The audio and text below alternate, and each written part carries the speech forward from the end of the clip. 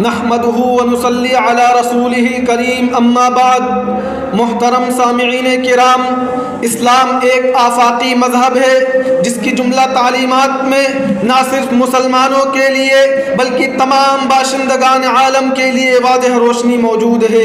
روز اول ہی سے اسلام کی کرنیں اس برق رفتاری سے پھیلی کہ اقوام عالم حیران و شصدر رہ گئیں، اور اس حق و سچ مذہب کی اشاعت میں اخلاق، حسن اخلاق اور اخلاق رسول صلی اللہ علیہ وسلم کا بڑا دخل رہا ہے۔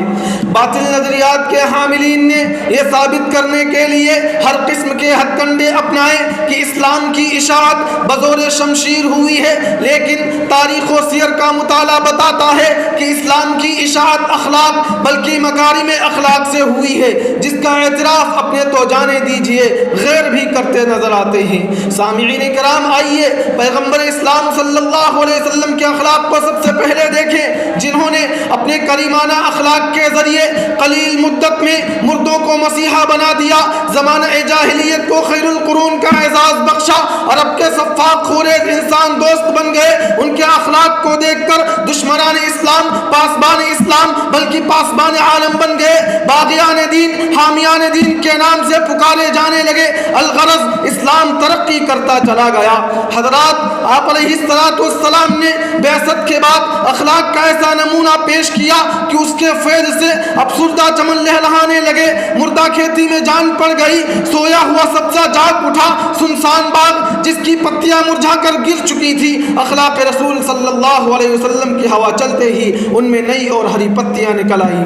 آئیے تاریخ کے اوراق کو کھولتے ہیں۔ مکہ فتح ہو چکا ہے، حضور اقدس صلی اللہ علیہ وسلم اور آپ کے صحابہ غالب آ چکے ہیں، دشمنان اسلام سر جھکائے ہوئے سزا کا انتظار کر رہے ہیں۔ اس وقت آپ صلی اللہ علیہ وسلم نے اخلاق کریمانہ کا جو نمونہ پیش کیا، دنیا اس کی مثال پیش کرنے سے عاجز ہے۔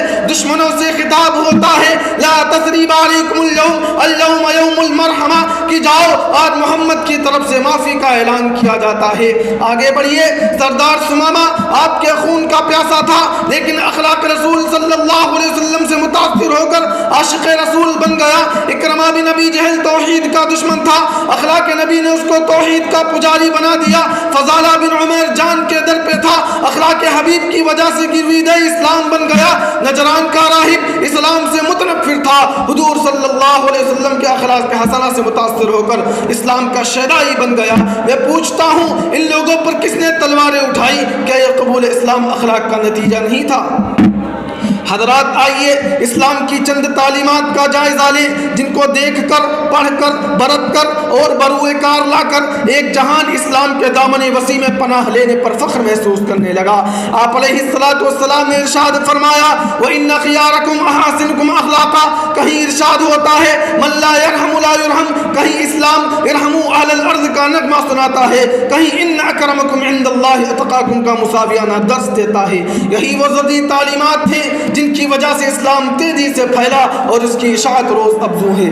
حضرات، قلت وقت دامنگیر ہے، ورنہ طائف کے واقعات سناتا، فتح مکہ کی رودات سناتا، جنگ احد کی منظر کشی کرتا، جنگ حنین میں آپ کے اخلاق حسنہ کی جھلک دکھاتا، صحن کعبہ اور سرزمین عرب کے قصے سناتا، مکہ کی گلیوں کی سیر کراتا، جو اسلام اور پیغمبر اسلام کے عظیم اخلاق کے نغمے سنائیں گے، جنہوں نے گالیاں سن کر دعائیں دی، زخم کھا کر بد دعا نہیں کی، کوڑا ڈالنے والے کی مزاج پرسی کی، تلوار کھینچ کر من یمنعک منی کہنے والے کو معاف کر دیا، جس کے نتیجے میں اسلام کا شجر سایہدار پھیلتا ہی گیا، اس کی جڑیں مضبوط سے مضبوط تر ہوتی گئیں، نہ تلوار اٹھانے کی ضرورت پڑی، نہ میزائل و ٹینک کی ضرورت پڑی۔ اہل مغرب بتائیں کہ حضور صلی اللہ علیہ وسلم نے قبول اسلام کے لیے کتنے لوگوں پر تلواریں اٹھائی ہیں۔